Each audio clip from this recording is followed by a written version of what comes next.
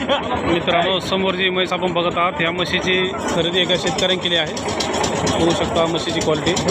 जालना या बाजारामध्ये ह्या म्हशीची विक्री झाली आहे.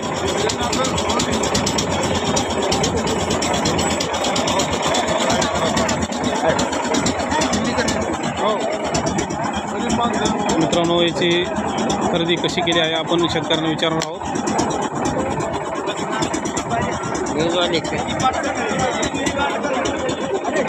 बघू शकता जाफर जातीची म्हैस आहे. एकदम चांगल्या क्वालिटीची ही म्हैस आहे. कोणी आपण घेतली का? घेतली दिली का? हां. बरं बरं. किती दिवस बाकी अजून? तिला 10 दिवस बाकी. 10 दिवस बाकी अजून. हां. बरं. कोणी घेतली? दादा मा काढ रे म्हैसच म्हटले. आपण घेतली का? हां हां. बरं. काय नाव आपलं? बाळाजी बापूराव लोखंडे. बरं बरं. आता किती दिवस गेला ते हां. म्हैस? किती दिवस गेले? एक हप्ता धरा. एक 8-10 दिवस अजून. एक 8-10 दिवस गेला अजून. हां. बरं. कशी घेतली आता हे?